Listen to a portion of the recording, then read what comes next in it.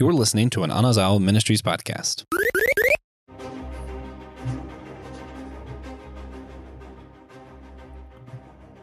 How badly did the Jedi religion need to be deconstructed? How important is family to the hero's journey? And how modern have our favorite group of turtles really become? We're excited to talk about all of this and more this time on Systematic Geekology. We're going to be discussing the first two episodes of the Disney Plus series Ahsoka. We'll talk about the Blue Beetle film and the Teenage Mutant Ninja Turtles Mutant Mayhem movie that recently came out. Again, this is Systematic Geekology. We are the priests to the geeks. I say we. I had another host here, a guest who will be back momentarily, I assume. We also have the first time Adam Behr has been on the show as a host will be this episode. He is just going to be here a little bit later. But before we do, you guys remember Joe Day, a former host of Systematic Geekology, who now is running a Teenage Mutant Ninja Turtles podcast, Shell Shock. So, Joe, good to have you back, man. You want to tell us some about your other podcast or anything before we jump into things? Yeah, absolutely. First and foremost, before we get started, there has to be what's up, you geeks? Man, I miss you guys. So yeah, I have been off working on a new YouTube channel, Shell Shocked TMNT series, where we celebrate everything having to do with the heroes in the half shell. And right now we're in the midst of covering the crossover, well, the first crossover between the Turtles and the Power Rangers. And we're also covering the 87 cartoon currently. And you can find a full-length breakdown of my thoughts on Mutant Mayhem over there as well. Yeah. I share some of that on our Facebook group, Priest to the Geeks. I love the 80s cartoon. So if you haven't seen it, watch it, then listen to Joe's reviews on it. It's a lot of fun there. So that being said, still waiting on Adam, but we're going to go ahead and march on. If you're watching this live on Facebook or YouTube, you can shout out where you're listening to down below, and I'll announce it here in a minute. Also, you can let us know what you've been geeking out on. We'd like to hear it. But we always start off before getting to the big main topic we're planning to talk about today, which today we're going to be talking Ahsoka, Mutant Mayhem, and Blue Beetle. But before that, we like to do our lightning round. We're just going to go through real quick and talk about some of the other stuff we've been getting into recently that we don't have the time to talk about as part of our main thing today. Joe, did you want to go first? You want me to run through a few things? I'll run through a few things. So I have been geeking out on retro gaming. I have been working on my collection of consoles and my setup. I've actually been playing through the original Zelda 1. Nice. A lot of fun.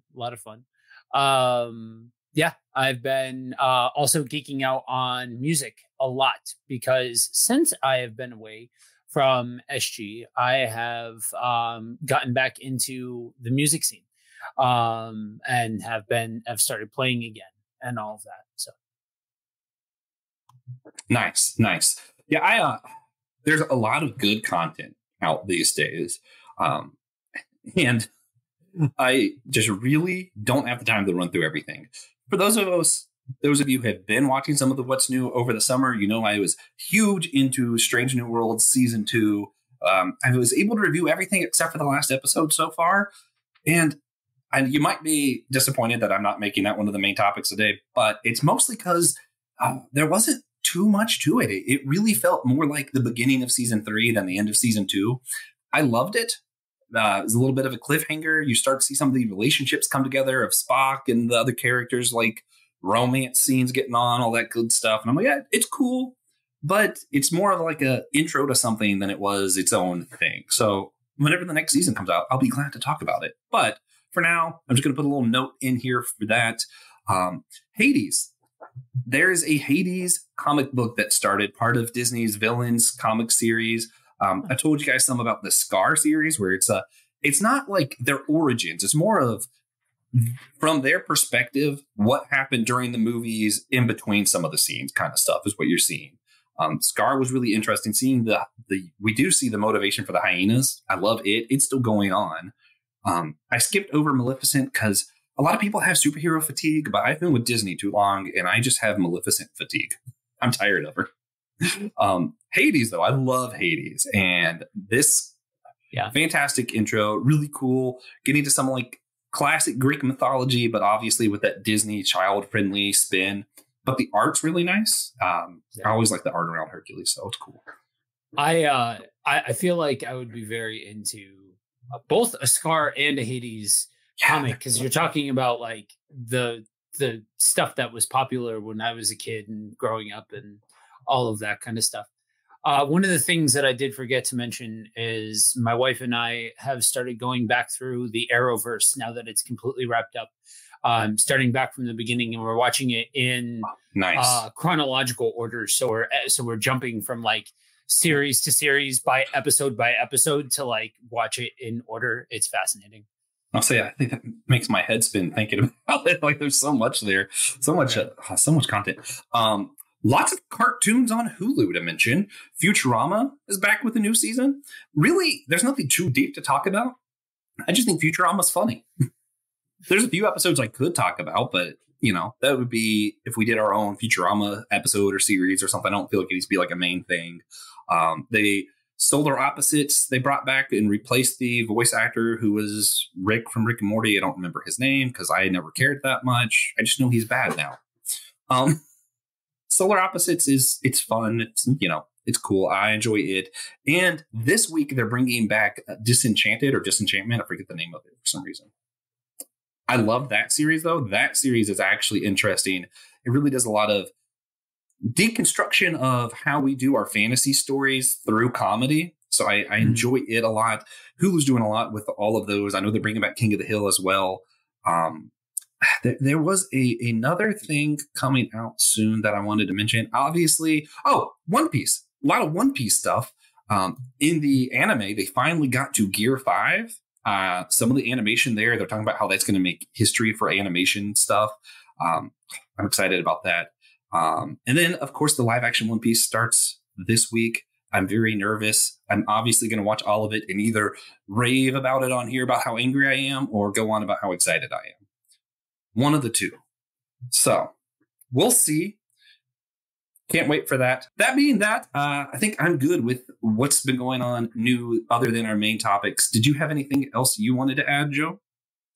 So most of the stuff that I have to add will probably come up during the course of talking about Mutant Mayhem. Nice. And with that, we introduce, for the first time as host, the one and only Adam Behr. Adam, welcome to the stream. Hello. And with that, we are also going to go ahead and end our lightning round and go right into the main topics today, starting with Blue Beetle. Not sure if either of y'all have seen this yet. Have y'all seen the movie yet? Twice. Nice. So I take it if you watched it twice, you must have enjoyed it. Yes. I liked it a lot. I had my complaints, but mostly I'm like, hey, this is great. And even honestly, if I'm going to be real, a lot of my complaints are less to do with the movie and more to do with just not being sure where it fits. So more behind the scenes complaints than in movie complaints, personally, because it kind of does this thing of like where, why can't I think of his name? Guardians of the Galaxy guy. He's now the DC guy. James Gunn. Thank you. Yeah, James Gunn makes this weird statement of like, this is the first movie that happened in the DCU, but the first DCU movie is Superman. And I don't understand how that makes sense. That makes sense from the standpoint of James Gunn was given a ball of wax to a big ball of yarn to untangle, and good PR is a heck of a thing when you're dealing with something that doesn't really have a whole lot of good PR behind it. Like you guys know me, that have heard me talk on air here about the fact that I am probably kinder than your average person towards the DCEU and the Snyderverse and all of that kind of stuff. I'm a fan, but I think it's very safe to say that the whole of the DC cinematic universe right now is kind of a mess. And so I think that had more to do with this is going really well. And so we want to like pull this in because there's fanfare to this. Yeah. Do you know, did the events of this movie happen before or after what happened in The Flash, where they kind of reset everything? There's no definitive answer to that. Anything that would be said about that would just be headcanoning the situation. Yeah, I wonder how much that has to do with, it didn't do great in the box office, but I thought it was a great movie. And I do wonder how much of it was just people not knowing if it matters, more or less, which you should just watch a movie because you like the movie, but you know. Well, that's, so if I can, go ahead and grab the mic and start talking about Blue Beetle here. I think that's one of the things that I appreciate about Blue Beetle, and I will loop in even back to Shazam and Black Adam, that there are aspects of this that go against what has been established with where Marvel is now. And it celebrates movies like this idea of just going and having a good time with a movie. You don't need to watch 17 shows and 15 years worth of movies and read tie-in material in order to know what's going on. You can just pick this movie up and just watch it. And I think because so much of the training is what's the continuity of it all, and couple that with a very public mess of the DC cinematic world, you end up with a bunch of people like, I don't know if I think superhero fatigue is absolutely a thing. And B, a lot of people not being a fan of some of the decisions that were being made, a lot of people not being a fan of the Flash and stuff like that. And so you kind of end up in this situation where even though it's a great movie, its box office numbers aren't great for this one. Yeah, I was disappointed by that personally, because it was good. And I have always liked Blue Beetle, which is something I did want to bring up with you guys, just to see everybody's history. Because a lot of people have no idea who this character is, which was also true of Iron Man when they started things. So I'm like, that shouldn't matter that much. But I loved Blue Beetle. I remember in high school when I started going back to comics, I went to the our local library in Charlotte while my dad was at work, and I would just pick up graphic novels to read. And some of the most fun to me, usually I went towards Marvel, but I really loved the Blue Beetle comics. What about you guys? Have you guys ever read Blue Beetle or seen him? And like, where have you seen him before this, I guess would be the question. DC Universe Online. Okay. That's one of the first times I was exposed to DC Universe Online. It's DC's MMO that came out, probably about 10 years ago, if not longer. So it was there World of Warcraft. And it was good. It was a lot of fun. But him and Booster Gold that's one of the first. Like, I have no clue who those are, but they're in the game. They're in there a little bit. I'm trying to think. There was someplace else where I saw Blue Beetle. I can't remember now. I hear he was in like an old Justice League cartoon or something, maybe. Yeah, he was in the Justice League and Justice League Unlimited cartoons. Yeah. See, was he this iteration of him? I feel like I've seen the Blue Beetle where he had kind of like the half mask and the yellow eyes, but isn't the Blue Beetle that's standard, the Blue Beetle that we see in the movie, isn't he didn't he pop up someplace? He wasn't the one that was in the Justice League animated series, was he? I do believe that was Jaime Reyes. Yeah. There's three iterations. Dan Garrett, Ted Cord, and Jaime. I do believe that Jaime was the main Blue Beetle. I don't remember if they showed Ted Cord in the cartoon, which if they did, that would be the older version of the character that you're thinking of with that style of aesthetic. Interesting. I don't remember which one I read back in the day, but the one I found it's interesting. As a kid, I just never like Batman, but I didn't really get into a lot of the DC cartoons or anything like that. So I just knew him from that one comic series. But what's weird is the movie, just because of timing, real life timing, the movie's coming out at a time where people are like, oh, this is another Iron Man, or, oh, he can make anything. Oh, so he's like Green Lantern. Even who the bad guy ends up being and everything, it's very, it's very reminiscent of like MCU formula kind of stuff. Like the MCU formula everybody complains about, this movie does all of the things that the MCU formula people say is. And I find it interesting because I think it's the thing it suffers from the most is, oh, this is just like all these other things. But comics, Blue Beetle came out in 1939, before Green Lantern, before Iron Man, before all of those. So he was originally a really novel idea, but because most people are being introduced to him from the movies, it feels like, oh, this has been done before for a lot of this. Mm-hmm. Mm-hmm. Yeah. Well, I think it goes back to the conversation of superhero fatigue, and I think it's not just that. I think there's so much baggage surrounding these IPs. I think the issue, and we'll talk a little bit about it when we get to Ahsoka. There's so much more baggage that's now with these IPs than there was 10 years ago, because even though there's been a lot of negative fan interactions. And so it's not just a matter of simply, let's have this really great movie you enjoy. There's all these things on top of it. And I think that's, unfortunately, that's going to ruin things like Blue Beetle, is because it's not just, hey, look, here's a really good superhero. It's, hey, look, here's this superhero and the mixture of all this baggage that doesn't need to be around it. Yeah. And that's one thing that I found surprising, which I am not everybody. I'm just speaking for myself. I never thought that I had superhero fatigue. Because, I like superheroes. I still watch all the movies.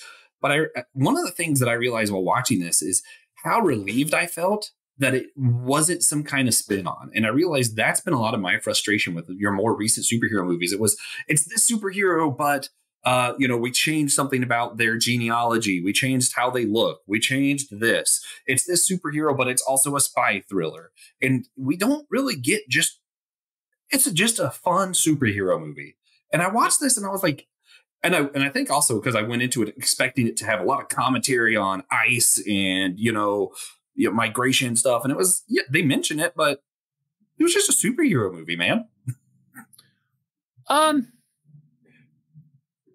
So I'm curious. When interesting. You say, so I heard you say that this has a lot of the MCU formula stuff to it. Yeah. I would hard disagree for a couple of core reasons, but I'm curious, Josh, to get your 2 cents. One of the big movies among pundits that this movie is getting compared to is Homecoming. A lot of people are comparing the Jaime Reyes to the way that they played originally, like the first iteration of Tom Holland's Peter Parker. That like there's that same kind of feel to it. And I'm curious to get your 2 cents on that. I don't see it at all. Like, I just, other than they're both young. Yeah. They young, don't like down on their luck, plucky. Like, I don't know. I guess they don't have the same sense of humor. They're not both like hyper intelligent. They're not in the same part of life. Like, I'm like, I don't get it. I think the real question is even if you do make that comparison, which I can see that comparison, and I haven't seen the movie, but just from the trailer and the marketing, I can see that comparison. But the question is, if there is that comparison, does that make the movie bad? Does that make the story not worth telling? Does that make the characters not worth seeing? Just because even if it can make that comparison, I mean, you look at the movies Armageddon and Deep Impact, they both came out around the same time. They're both movies about a giant asteroid, and they're both really good and really enjoyable for different reasons. Why can't both those movies exist in the same space and be enjoyable and be good and be worth watching and be at the same time both be excellent works of art? Yeah, I mean, I think they could be. I agree with that.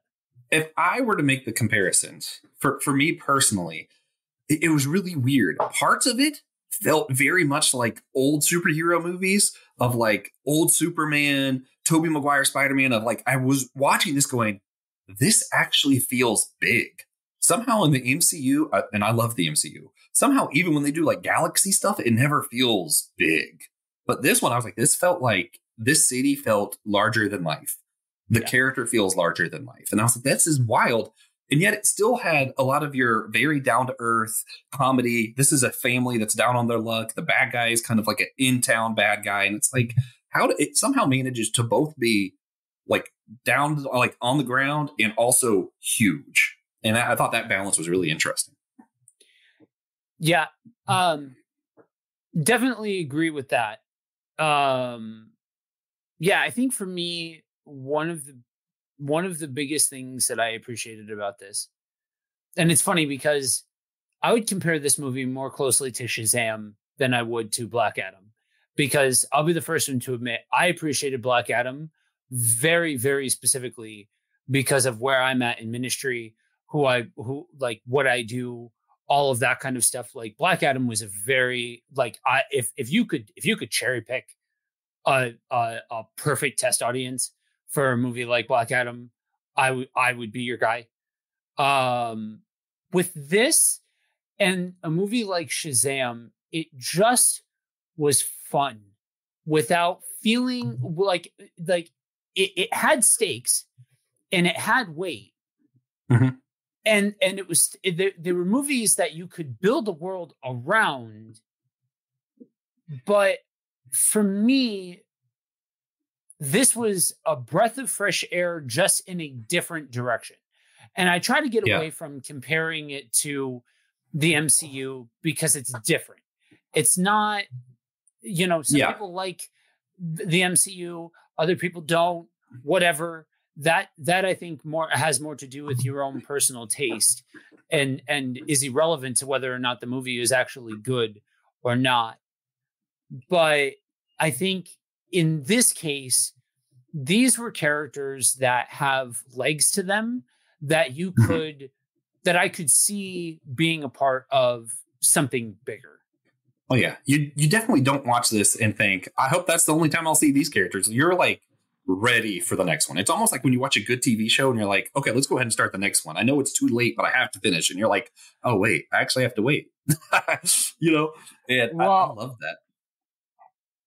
And I think you hit something really on the head there.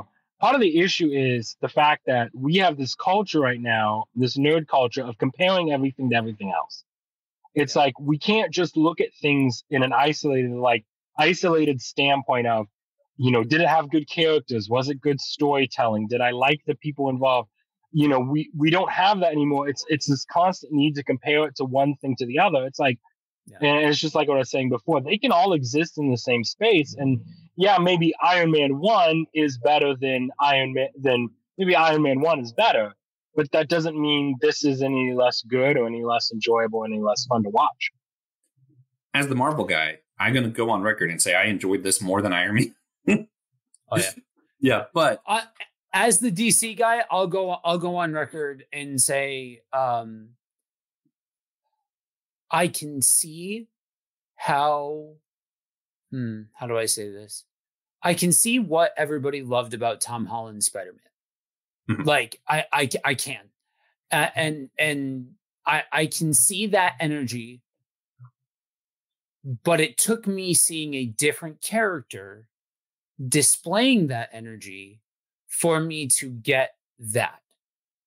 Now, yeah, that probably is somewhere baked into all of that, a backhanded comment on Spider-Man. And I have been vocal about the fact that for me, in my opinion, Tobey Maguire is my Spider-Man. But I think for me,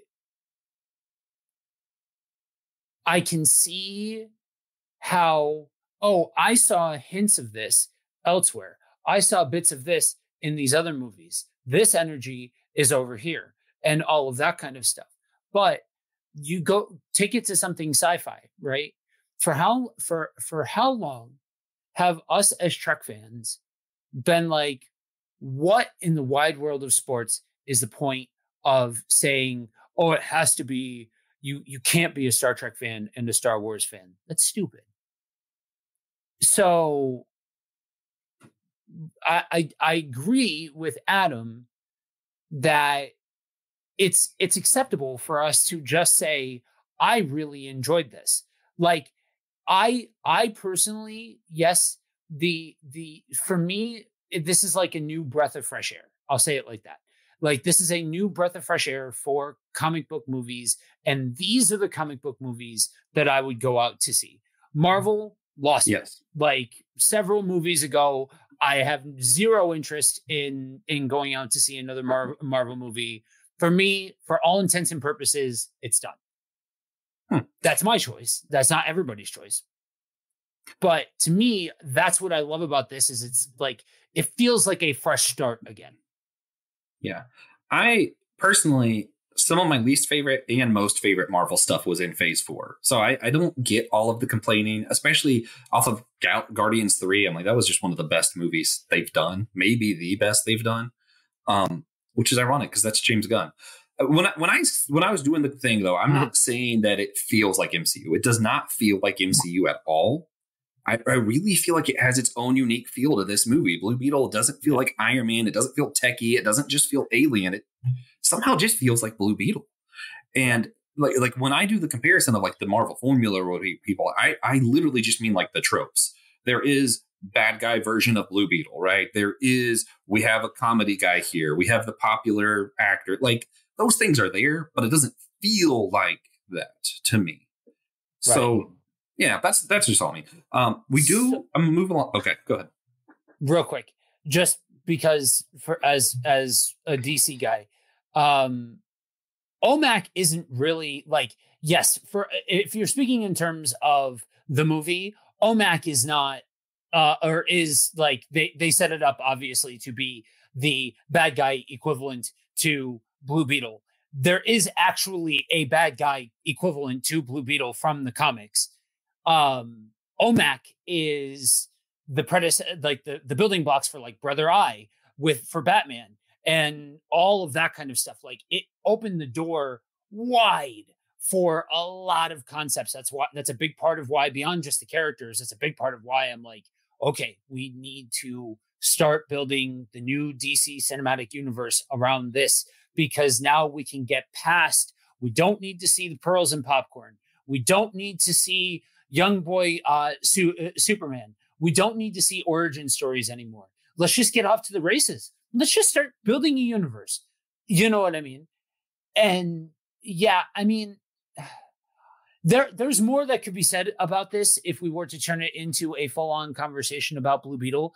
I would seriously, strongly, very strongly disagree that it only lightly touched on the immigration issues and all of that. Like the racism that was in this movie that was set up and all of that kind of stuff was like if racism pisses you off, I'd be very careful watching this movie, because just about every single person who isn't a core set of people, super duper racist. And like, that was a huge subplot that, okay, we got out of the way. I really, really hope that we move forward with the next one with galactic issues and those kinds of things, because those are the things that Blue Beetle deals with and contends with in the comics. Yeah. I didn't mean to suggest that it was like a minor thing. It just wasn't the point of the movie. Like, they didn't make it revolve around that to the point that it ruined it for me. Like, it was a good point. It was there, but it wasn't, this is what the movie is about. I think the movie was about family, personally, which more on that in a second. For now, I wanted to go ahead and, before we get to like some of the like philosophies or things that like messaging of the movie, if you had to rate it from 0 to 10, Joe, I'll let you go first. Where are you putting this movie? So, like, how would you grade it? 9.5. I would probably say a strong 9.5. This for me is at this stage of my life.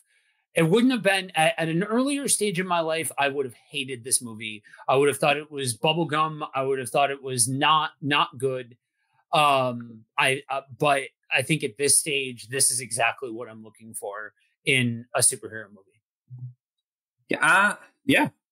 I mostly agree. I'd probably give it an 8, just because, for me, I'm thinking of ratings more like a comparison than anything. And I'm like, I didn't like it as much as like Thor Ragnarok or some of the older Batman movies or, some of that. But at the end of the day, I love this. This was so much fun. This was some of the most fun I've had in a theater in a long time. I loved Guardians 3. I wept like a baby. I don't know if I'd say it was fun. This was fun, So that's where I'm at. As far as like the themes go, yeah, we mentioned they definitely do touch on some of the like race, people being racist jerks, right? But I even think with that, a lot of the racism stuff also, like, they coupled it with like the wealth gap. Like, it wasn't just racist. It was also, poor people kind of mentality, I thought. Yeah.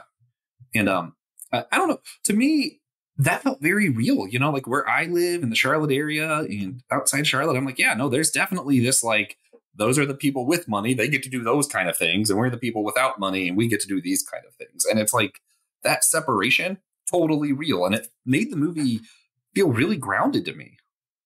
Yeah. Yeah. But as far as like the theme of family, what I thought was interesting, and I just kind of wanted your guys' thoughts on this and we'll move on. Which felt like the main theme to me was family. For Hamera, I don't know if I'm saying his name right. His strength, they made it a very clear point. His strength was his family, but they didn't leave that alone. They didn't just say, family excuses everything, because you also see what made the bad guy bad was the family, right? There was 2 bad guys, really. And the other one was bad because of trauma that had to do with losing family. So, like, it wasn't just family is good, end of story. And yes, his family, so much fun. Is the biggest draw of the movie is how the family interacted with each other. But you also see family can be tragic and it can also be bad. And I liked that comparison instead of just leaving it at the like cheesy bubblegum. Family is good, I think that I think the way that they handled it was really well done. And the layers that came out, even if so in this section is where they ventured the furthest away from the source material. But I would call it worth it. So because the way that it was all handled was quite well done. Yeah. And it was funny because like it was a little bit amusing that his family, they were fine with killing, but him personally was like, we can never kill. That's bad. I was like, wait a minute. But your grandma straight up just has this fully automatic weapon that she's flying around right now.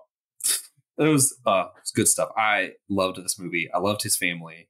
I loved all the characters. I'm excited to see most of them back in future things.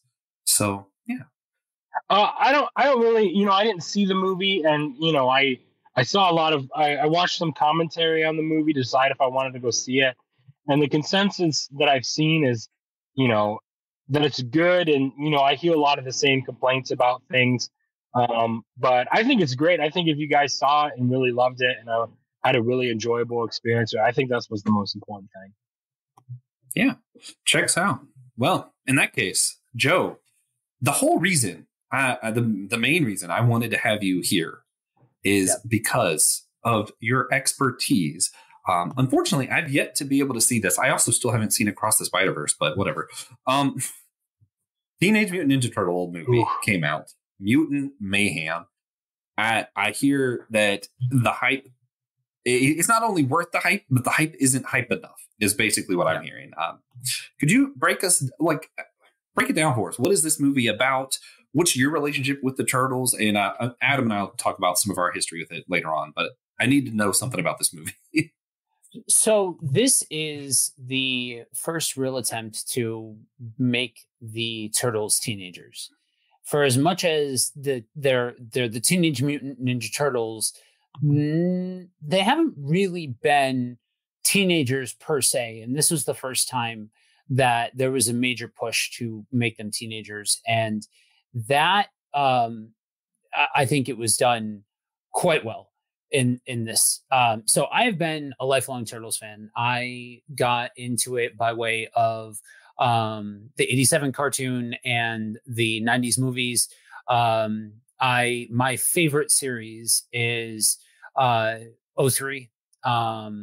The slightly more adult version of the Turtles.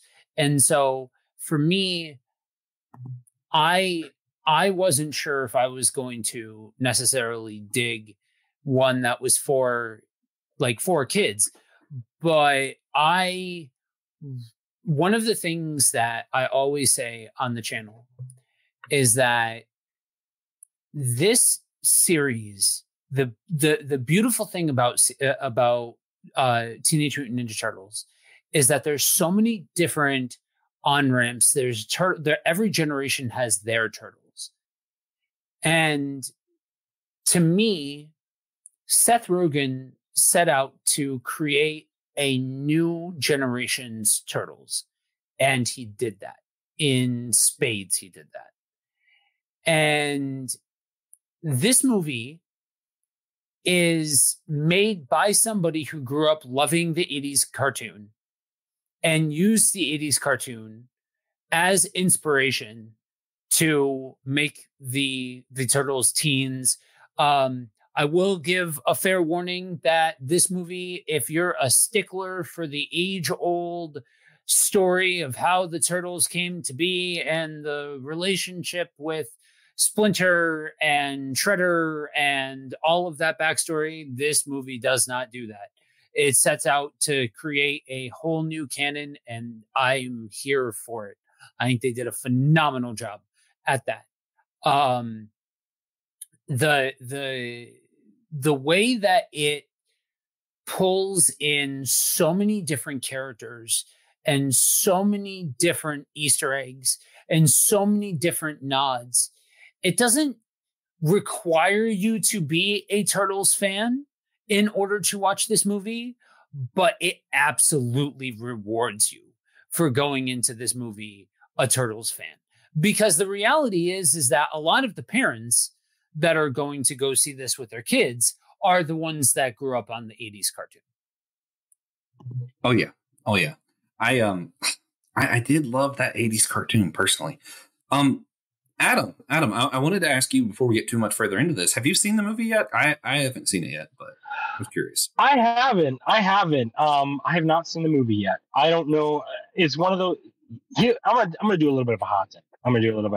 Because in preparation for this episode, I thought about my experience with the Ninja Turtles, and I loved the movies, especially the live action films in the 90s. I really enjoyed them. But I'm just like, I think that on my tier of fandoms, Ninja Turtles is pretty low. I liked the movies. I enjoyed them as a kid, but I can appreciate them as an adult, but I probably really wouldn't watch them. I think it's one of those things. I think it's a cultural thing that it's like our generation, especially, it's like, well, you've got to love the Ninja Turtles. Well, why?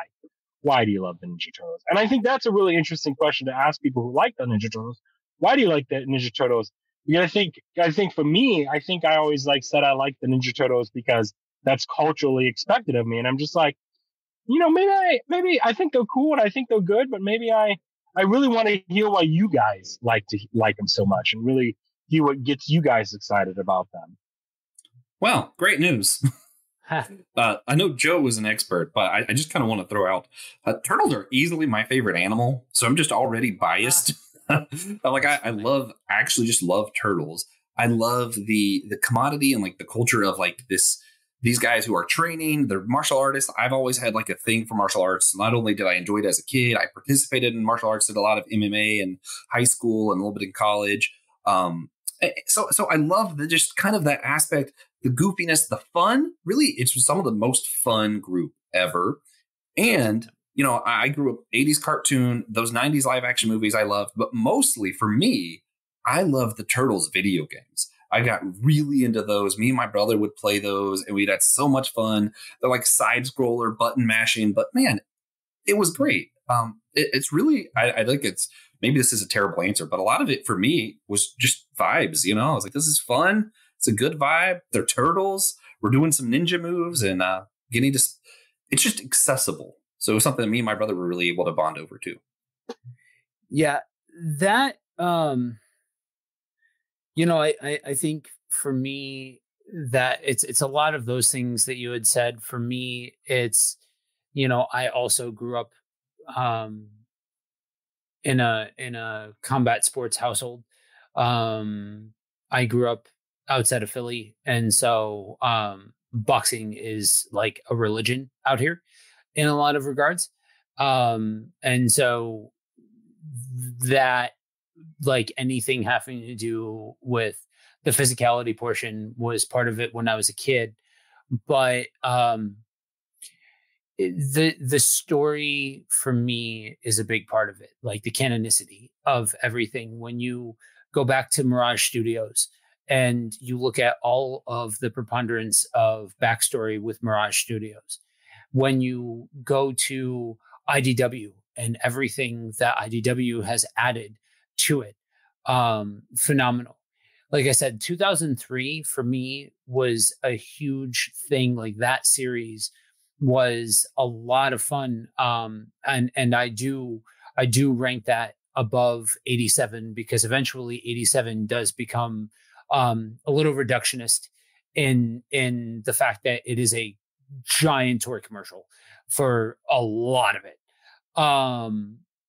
So the characters, like the very distinct characters, big part of it. And like I said, just like when you're talking about the series itself, before you go outside of the series to the people involved in all of that, that's part of it, or that's a huge part of it. Then when you go outside of that and you get to guys like Kevin Eastman, Peter Laird, more so Kevin Eastman, because I'm not the biggest fan of Peter Laird, but whatever. These guys, if you listen to Kevin Eastman talk in an interview, almost universally in an interview, he will say that guys like him and Peter Laird stood on the shoulders of giants like Jack Kirby and everything that they stood up for creator-owned rights and all of that. Guys like me, content creators like me, who believe very, very, very strongly in creator-owned rights, guys like us stand on the shoulders of guys like Eastman, guys like Laird, the guys who came before us, and yes, to Jack Kirby and that generation as well. But our generation's Jack Kirby is Eastman and Laird. And you can expand that out to like the Image guys and all of that kind of stuff. It's not just those two, but for sake of this conversation, that's why I single those two out. Joe's actually talked to Kevin Eastman on this show before, so yeah, check that out. Yeah, I'm in the process of setting up another interview with him. Yeah. So yeah, I mean, I will agree that there is a level of expectation when you are of a particular vintage. There is almost like this unwritten expectation that you dig the Turtles, the 90s movies, the 80s cartoon, so on and so forth. Absolutely. I guess for me, it's the longevity of it and the totality of the story. I too also did grow up with the video games. The video games are phenomenal. Yeah. Like if you guys haven't, anybody watching, if you have not played it yet, go check out the Cowabunga collection and go check out Shredder's Revenge. Both phenomenal. Yeah, you can get the Cowabunga collection on Switch. So you just handheld. But I'm just selling this out. If you're like me, other people use the TV sometimes. You know, I'm married. My wife has her shows. Sometimes I'm like, you know what? I'm just going to play Ninja Turtles. It's no big deal. I did that throughout because I almost disconnect the two because of like, I never read the comics before. So it just feels so different than like the 90s stuff to me.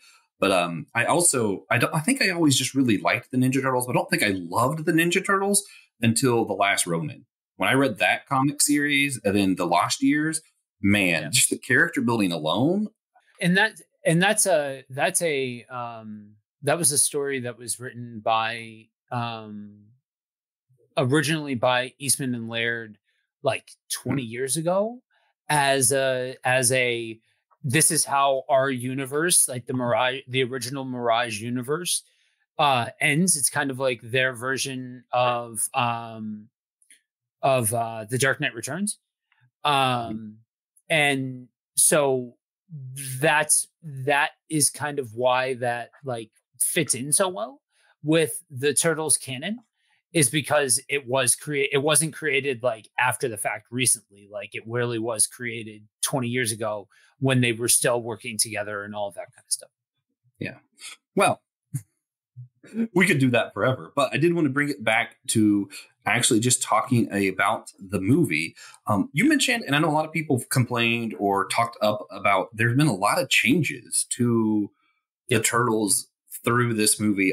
Could you just run through what are some of these changes and what's different about the Turtles in this? So they made April, a lot of people, and I'm just going to go ahead and call this out in plain English. They made April black, and it has upset a lot of people. That race swap a character and you suddenly get a chance to weed out a lot of the racists in the community. Just saying. So that's part of it. Leatherhead was gender swapped. They changed the canon of Splinter, of how the Turtles learned martial arts. It looks like they are going to be changing the backstory on Shredder and his involvement. I believe for the first time, I might be wrong. There might be something in the comics or something, but the first time in video form, separated out Baxter Stockman and Superfly and made them two separate beings. Those are the ones that come to mind immediately. And then the whole that they're going to be going to high school. They're teenagers. That portion of it kind of goes hand in hand with their origin story and those changes. But those are the most substantive changes. I don't know. I guess I'm of the opinion that we've already gotten so many different pieces of media that have the tried and true way of doing things. And Turtles is something that's always being rebooted. It's never like, it is not the same as some of the other comic counterparts where, you know, you're always looking back to Pearls and Popcorn. You're always looking back to with great power comes great responsibility. You're always looking back to Krypton exploding, all of that kind of stuff. I'm like, okay, so let's try something new.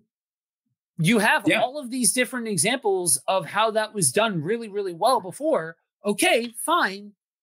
So let's try something new. And if it bombs, it bombs. But then we tried something new. Yeah, I like the guts of it personally. I wanted to bring up, though, what I thought was interesting. Some of the original comics weren't colored in, like it was like black and white stuff. And my understanding was the way that April was drawn, she might have originally meant to be a woman of color. And even Eastman said it was based off of his girlfriend at the time, who was indeed a woman of color. So it's kind of like, guys, what are you even complaining about? So I'm gonna grab Adam's previous point, and use it as a big portion of where a lot of the vitriol is coming from. 80s and 90s. She was drawn in a very particular aesthetic fashion. And that's kind of what a lot of the older generation looks to for the template of April. Mm-hmm. A lot of that generation has no idea about the old Mirage days and the fact that the Turtles were anything before the cartoon and all of that kind of stuff. Many of those people, from talking to folks, have no idea what Mirage Studios even is.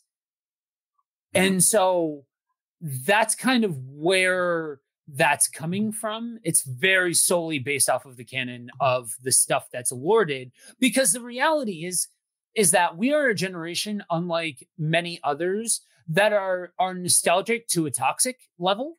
Like the amount of toxic nostalgia that's going on is absolutely insane.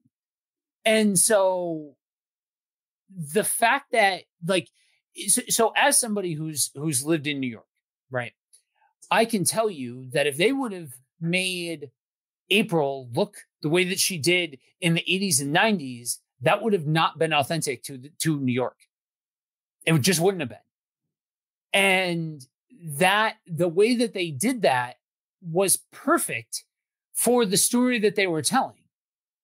Not to mention Ayo Edebiri, who, for those of you that have watched The Bear, she's Sid from The Bear. Like killed it in that role. Like was so good in the role of April. Yeah. We are living in a culture right now where it's very us versus them. And whenever you listen to the arguments for, like, let's say for April's skin color, when you sit and listening to the arguments on either pro or against or whatever the reason, it's so much more nuanced that on both sides of the thing. And although I don't, I think for me, I take the standpoint as there's some characters that things like their gender and their race, it doesn't matter. Like, for example, James Bond, it doesn't matter if James Bond is black or not. It doesn't change the essence of his character. And for April O'Neil, I don't think it changes either. I think in a lot of ways, I think your argument is that it actually improves her character and it's more authentic. And I think a lot of the complaints of people on the conversation of color and the conversation of gender swapping and changing these things around, it's the disingenuous nature of it. Because it's not that, it's done so disingenuously. And I think something that our age group and our culture can agree on is we're so tired of people telling us what we think we want to hear, or telling us, that if we have a problem with something, we just need to get over it, that there's something issue. It's so much bigger than just, there's so many bigger and nuanced things going on, for better or worse. And I think for me, I think my issue of, I think for like me, in the subject of like April and I think with skin color is a matter of, I just feel like it was done because they wanted, they did that to just check the box and not because, hey, we have a really interesting story we want to tell.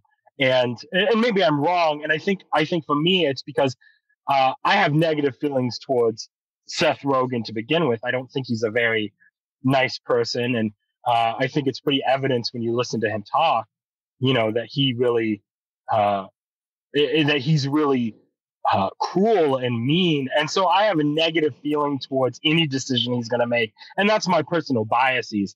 But I think it's important to, when we're discussing some of these issues of, the big debates around these issues, to remember that I think it's a little bit more nuanced than, these people are just bad because they don't like it. I think they're all people that are racist with maybe that are racist, but I think there's a lot of people that just have really genuine feelings of frustration towards the mainstream media, filmmaking society, and I think it's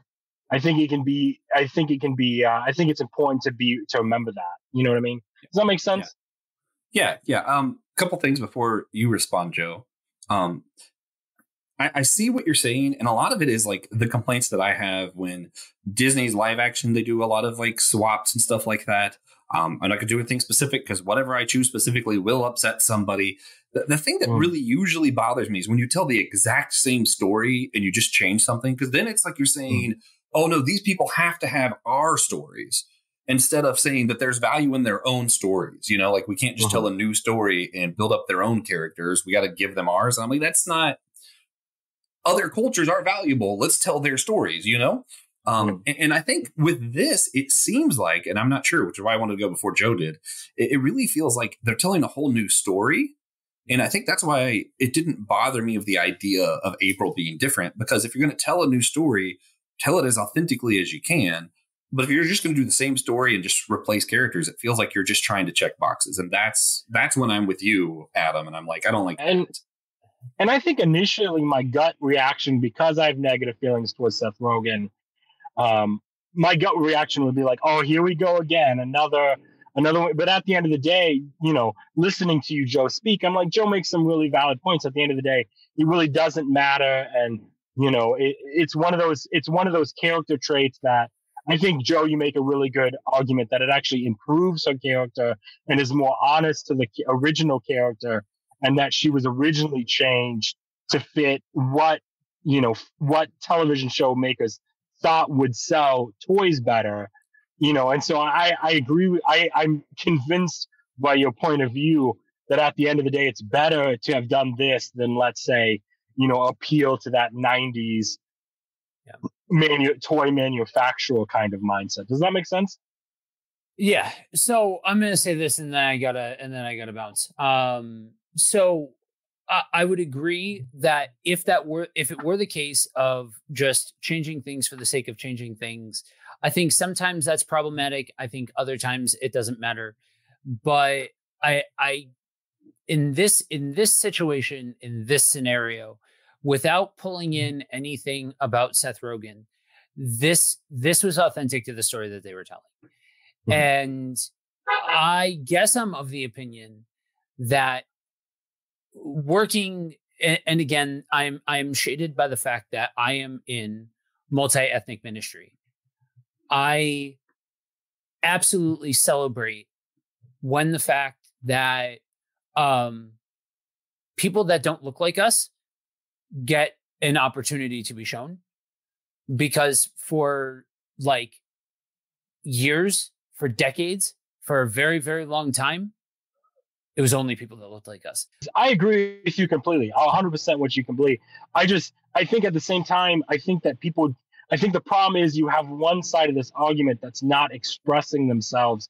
Because it's not just simply, it's, you know, for like, you know, not for bleeding into Star Wars, you know, there was a huge debate around, I can't think of her name, and Kenobi, the character that was added in Kenobi. And a lot of people are like, I don't like this character because of A. And then the response to the other side of the aisle is, no, you just don't like her because she's black. And a lot of people that'll complain. And that's part of the issue is just as much as you have people that are racist, you have people that want to shut down conversation, and try to paint people as racist when they're not. You know, and I think there's a really good conversation, and I think, you know, maybe that's a good conversation for another time. But there's just a lot of nuance in these conversations. Yeah, I think we lost Joe. I got to say, I am with him. I do like the representation. You know, I like when we tell news stories that's authentic to that community and show these people as heroes. That's one of the reasons I love Blue Beetle, right? Like, this was originally, that character was this ethnicity, you know, and they told that story and they were genuine to it. They didn't just plug it in. I feel like a lot of times when we're looking at the Disney parts of the, like, whenever they do that in like live action stuff, a lot of times you end up with this like reverse of what the church does that I don't like with missionaries, where a lot of missionaries go to other countries and try to make it white culture. And we're really like, we're evangelizing, but we're also teaching them how to be white, more or less, even if we don't say that's what we're doing, you know?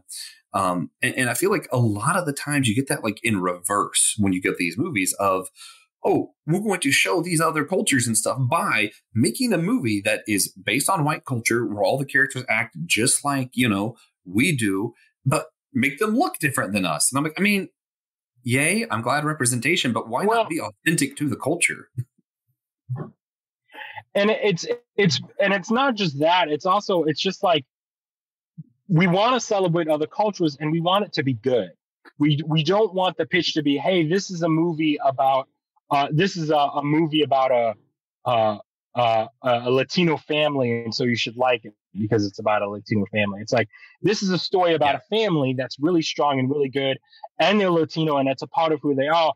And I think that's the problem, because when you look at movies like, let's say, Moana, that celebrates this Hawaiian culture, it's really loved. I don't know anyone that says, oh, I hate Moana because, you know, it's about a Hawaiian culture. Encanto, I love Encanto. I think it was fantastic. But their culture isn't a selling point. It's a part of the story, and it's a genuine, real part of the story. And it's such an excellent story. And I think part of it is, you know, what makes stories so good is when they can be universally applied. And I think the story is better because it's set in this Colombian culture. But if the core of the story, if you take it out and put it in any other culture at any other time, there's still universal truth that can be applied. It's just set in this setting, and the setting just adds to that story. And I think that's what people get frustrated about, is they want more of that and less of, hey, look, we made this character and we made them black, or we made them, some sort of ethnicity. You need to like it because of that. And if you don't, you're racist. And that's what I feel like a lot of people feel like. They're being vilified because they don't like something because they don't think it's good. And they're like, well, you don't like it because you're racist. And I think that's the problem. And I think something that when I look at, as I'm studying Christ and as I'm studying the Bible, you know, Christ had just as much love for the Pharisees as he did for the sinners. You know, it's just that the Pharisees didn't want to listen to him and the sinners did. And Christ knew that. And so Christ had to approach, but we often, you know, and justifies what the Pharisees did. They were wrong, but we have to remember that Christ loved them just as much as he loved the sinners. You know, just as much as he loved the lame, you know, the lame and the prostitute and I think as Christians, we jump on either side of that bandwagon and be like, okay, I'm either on this side of the aisle or on that side of the aisle. And as Christians, we always have to remember, no matter what field we're talking about, we are meant to be separate from the world and not of the world. And I struggle with this because I know I could definitely fall on one side of the aisles, but I've had to learn that as I grow closer to Christ doesn't want me on one side of the aisles. He wants me to live counterculture of both sides of the aisle. Does that make sense? Yeah. Yeah, I agree with all that. And I want to say, like, so for me, you know, I have another podcast, the Whole Church podcast, all about church unity. So I love stuff like that. And one thing I love about Star Trek that's going to tie into this is they have unity without having uniformity, right? Like, you don't just have people who look different that happen to act like everybody else. Going to like Deep Space Nine, Sisko's dad is absolutely Creole culture all in, and it's beautiful. And he's a great character, and I don't love him because he's that. I love him, and he is that. You know, like they don't take that culture away from him. And the most I love Strange New Worlds. They have the character Mbenga, and you could tell like he's very much African culture, but also very much part of Star Trek. So you have this unity without uniformity, and that's what I like seeing. And they're able to do this where it's like genuinely, these are characters from these cultures that are truly representing the culture. The story is still good, and we didn't just pigeonhole something in here and tell you had to like it. That's what I enjoy. And you know, a part of it is like if you take like let's say I'll create a character and he's a guitar player, and everything about him is the fact that he's a guitar player.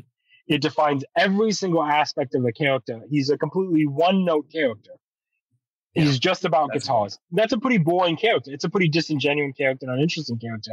And when you have films and stories that make it just about their race or just about their gender, that's literally anything about them. You change that one aspect about them, and that's so disingenuous to real life, because people aren't just I'm not just white. I'm so many other things. And that's, I think, a lot of the complaints, and I think they do a terrible job articulating it. And some of it is racism. Let's be honest. Some of it is racism. But I think a lot of people are lumped in that category because they see this one note character that's only about this one thing. And it's so disingenuous when there's so much more story to tell. And then they feel like they get vilified for complaining about it. I completely agree. Yeah, and I'm sure we pissed somebody off because we talked about race, and it doesn't matter whether you agreed with us or not, because people just get upset when you talk about race, But and it's a complex issue, and I don't think there's anything wrong. There's a lot of things I don't know about other cultures, and there's a lot of I couldn't begin to fully understand Joe's story or fully understand, and I wouldn't pretend to argue with him on some of these major issues, but I can speak from, certain categories and being like, well, maybe let me try presenting this kind of situation in a different way, because I see a lot of people like yelling at each other when at the end of the day, we're just not communicating well with each other. Does that make sense? Yeah, for sure. With that, I don't want to skip Ahsoka. So we're gonna at least skim over it really quickly. If you want more, I'm sure we'll probably talk about it in future episodes. But we are at least going to mention episode 1 and 2 were released this week of Ahsoka. Adam, have you seen it yet? I have. I ate them up last night. I went through them pretty nonstop, and I feel really weird about it because because I look at things from a very analytical mindset. I was a theater major. I love criticism, and I love breaking these things down and looking at them. And objectively, there was a lot of really amazing things happening here, and I don't think that should be. I don't think that should be overlooked. The acting is really good. It's really genuine. The storytelling's really interesting. They had some really good fight sequences. They were a little off. The stylization of the show is really impressive because even compared to Mandalorian, there's a really unique style. They were able to invoke the Rebels cartoon so subtly into the show. Mm-hmm. If I could totally see if you like it really, they just were able to invoke it so well, and so subtly that it really does look somewhere between the actual live action and things. And like, I really couldn't tell if some of the robots, like sometimes you could clearly see the defect department slacking. But when I looked at those robots, man, I'm like, I have no clue if that's practical or CGI. I have no clue. David Tennant's robot. If you told me if you told me there was if you said that that's David Tennant just standing there and they've computer generated a robot over him, I would believe you. If you said no, that's 100% a practical robot, I would totally believe you. Like, just because it looks so seamless. Now, there was a couple funky parts in one of the fights. The fact of the matter is, the actress playing Ahsoka, she's almost 50. She doesn't seem like she physically trained for this role as much. So you can kind of tell they're trying to, and she has physical limitations of her hat because she's wearing this head. She has genuine physical limitations. Mm-hmm. And you can tell that they've done things to try to work a way around that. And I think it was really successful in some areas. I think my only complaint was I really would have loved to see the original actress. As much as I enjoy this portrayal, I would have really, even though she's only 5'2", I would have liked to see the original Ahsoka actress play Ahsoka. I mean, they did it with Bo-Katan. They did it with several other kids. Thawne is the same actor who does it in the cartoon. And it's just and I'm just like, I would have really loved to see that. Now, they did it because of marketing reasons. I think a little bit of that disingenuine You know what I mean? Because I think they did it. They picked the actress that they are because she's more marketable, she's more noticeable, she's more famous, she's more of an accomplished stage actor. All those things, and those are really good. They did the same thing with Chris Pratt in Mario Brothers. He was hired because of his marketability, even though a lot of people are upset that he didn't use the original actor, and I understand that. It makes sense logically to me. I just think it was I actually think that the character would be better for it. But that being said, I'm looking forward to seeing what happens. I'm looking forward. I think my only complaint about it is there's so much baggage with this series now. Whether you love the sequel trilogy or not, there's a lot of baggage with it. There's a lot of contention behind it. There was a lot of baggage and contention with Kenobi. And I think if even, I loved Mandalorian. I thought it was great. I don't think there's a lot of contention around Mandalorian. I don't think people liked it as much in the third season as either of the seasons. That's fine. I still think it's good. I really enjoyed Mandalorian. Yeah. I don't care if Bo-Katan becomes the focus of the show. I like the character. But I think there's just so much baggage with this show. I really wish this would be like the first new generation of Star Wars. And this is the first thing that came out for Star Wars. I think it would be so much more appreciated than it would be. But I think there's all this baggage, and I think people are going to it's just like with Blue Beetle. There's so much baggage around it. I think people are going to miss out on an actual really good continuation to the Rebel series, which was a really good show. And it's the same showrunner at the head of it. Yeah, man. Yeah, I don't know. I think it's pretty interesting. The things that stand out to me, and most people I saw that reviewed it, right? It's either people loved it because they watched Rebels and Clone Wars, and man, it had all the reminiscing, nostalgia vibes, or people loved it because they hadn't seen any of it before, and they're being introduced to these characters, and they're fun, and they're cool characters. Mm-hmm. But all the people in between who kind of know who the characters are already, but aren't in love with the characters, a lot of them are the ones I see that's complaining about it, which I get because they do. They spend a lot of time telling you stuff you already know for a lot of us. And the pacing's a little bit weird. I'll give them that. The pacing's weird. The actress is physical ability, like you said, that definitely does stand out. The pacing's weird because we have gone through a season of filmmaking where pacing has been so abused.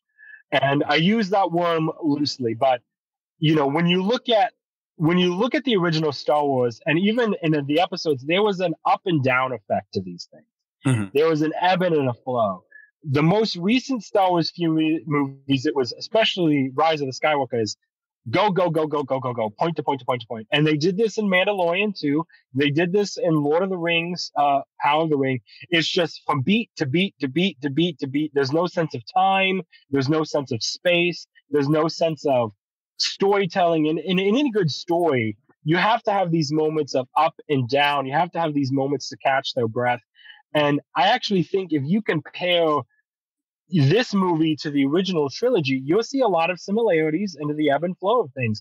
And I actually really like the pacing. I like that we had these moments of characters standing around having conversations, and there was character development, and we had moments to breathe. And then we had these really cool fight sequences, with the lightsabers actually functioning like lightsabers again, because I know that was a peeve for me that, newer Star Wars, the lightsabers function. Yeah, they functioned a little bit differently. This, they actually slice through things. They actually cut through things. You don't feel like it's a baton whacking into things, but actually a blade cutting through things. And it was very visually stunning in that way. So yeah, there's a lot of return to form and a lot of return to style that honestly, I don't think as an audience we're not used to anymore, because there's actually some care and standard to how the story's being told. Yeah, I'm going to disagree really quick. I'm going to move on to the stuff that I did like about the show. As the pacing stuff, it did have ebbs and flows. The reason I don't think it was like the original's pacing is it's like it ebbed and flowed in the wrong places. It's highlighting and taking a long time on stuff that doesn't matter, and then rushing past stuff that I actually wish they would have sat in longer. So I was like, I didn't like where they chose to highlight. I can see that.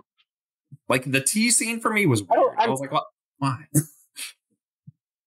But yeah, that was a little weird.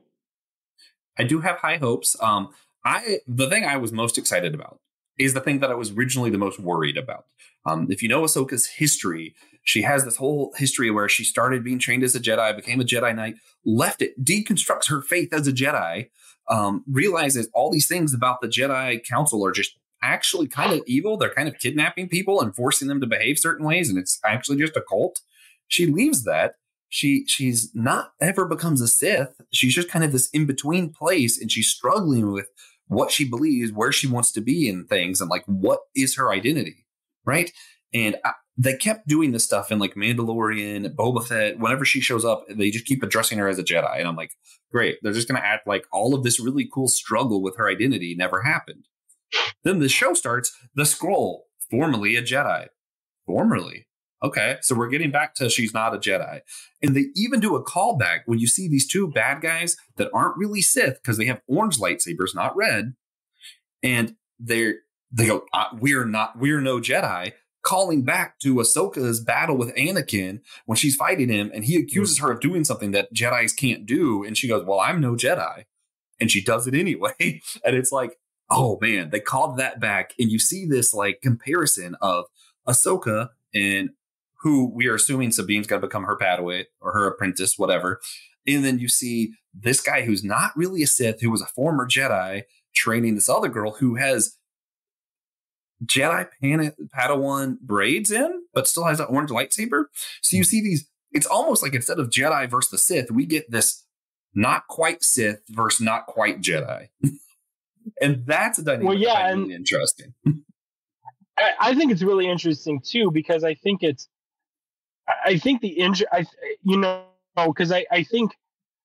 make the point, they're trying to break up the idea that the Sith are evil and the Jedi are good. I think they're trying to break up that point. The dangerous area that they're in is they have to be like, there needs to be this sense of good and evil. You know what I mean? Just because not all Jedi were good, but not all Jedi were evil either. You know what I mean? And I think that's really, I think they have this really important balancing act. You know what I mean? That they have to be careful of, because the core essence of the Star Wars franchise is the struggle between good and evil, and I think it's important to make that distinction. Does that make sense? So one thing I like about Legends canon, and then what I like about Last Jedi, is they keep using this phrase in all the other movies and act like it's not a thing of the balance of the Force, right? And it's not good guys should win over evil, but there's this like balance. And in Legends, you have the gray Jedi that use some of the dark side of the Force, but use some of the good side. And you can be good or bad gray Jedi. There's even such thing as dark Jedi, right? Like there's bad guys who are Jedis. There's good guys there's a race called the Sith. Like, so you can have all of these things within this. So whatever. They start to do it in Last Jedi, and they just don't deliver in Rise of Skywalker, right? Where you see Kylo realizing maybe the Sith aren't completely right, and you saw Rey realizing maybe the Jedi weren't completely right, and they kind of ended on this cliffhanger of maybe it's not about things being passed down, and anyone can be a Jedi, anyone can be a Sith. Maybe it's not about empires and religion. Maybe there's some other way. And then Rise of Skywalker comes along, and it's here's the Emperor, it's bad guys and good guys. And I'm like, but you had such an interesting thing going on. Yeah. And that's because they don't understand the fact that Anakin really did fulfill the prophecy.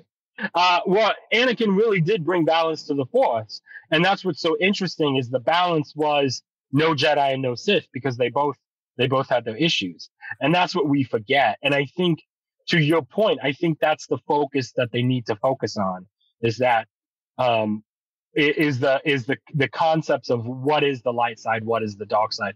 And I think Clone Wars experimented with that in the whole planet of you had the essence of the Force, and then you had the essence of the light side and the essence of the dark side. If you remember those episodes, the brother and the mother, the brother and the sister, and because that was a huge part of that conversation. And I think that's true to Lucas's original vision. Yeah, and Ahsoka actually dies in that episode and is brought back by the light side. Also, just one thing, the reason her lightsabers are white, just like the reason those guys' lightsabers weren't red, but they were orange, hers is white because she drained the color out of red lightsabers. So they were red, she drained them, and now she has white lightsabers. Such a cool character, so much nuance here. I'm excited to see what they do. There's a lot we could talk about. Yeah. Time travel is kind of hinted at. Other galaxies are hinted at. There is a ton to this. And I know Will's going to be doing episodes, What's New, and talking about Ahsoka further on. So we will come back to this. We are going to dig a lot deeper into it. But for now, when we're thinking about the history of Ahsoka, we're thinking of this like she dismantled her belief in the Jedi faith and realized what they were doing wasn't quite right. The question is, do we want to see her come back to faith, more or less, recreate Jedi, reconstruct? You know, because it's a very clear metaphor for how many Christians today of our generation went through deconstruction and are being told either you have to become Christian again or deconstructing means you're not a Christian at all. And I think a lot of people are in this place of like, no, it doesn't mean I'm not a Christian at all. It means I'm not sure about this thing and I'm trying to figure out what it means. So I think a lot of people are in a similar spot to Ahsoka, even though, you know, Christianity and Jedi are very different. I find that analogy really interesting. I might have to go soon because my phone is literally about to die. But I think it is a really good conversation. I think my hesitation is when comparing the concept of Jedis with Christianity. I think it's trying to simplify Christianity and I don't think it does. I don't think it does either of them justice, but I see your point and I see the conversation that you're trying to make. For now, let's go ahead and wrap this up then. So I'll just tell you of these three, what I would recommend. It's going to be Blue Beetle. It's great. Phenomenal. You should watch it. And with that, I do ask everybody who can, if you could just head on over to your favorite podcast app, whatever it is, Podchaser, Apple Podcasts, Spotify, leave us a rating and review. Let us know if you enjoyed the show. If you're on YouTube, hit the like and subscribe buttons. That would be great. Make sure if you want to be part of the lives, that you're on the YouTube, you're on the Facebook. If you want to see some of our other stuff, go to the Patreon. And remember, we are all a chosen people, a geekdom of priests. This was an Anazao Ministries podcast. If you enjoyed this show and would like to learn more about our network, be sure to check out the Anazao Ministries podcast network.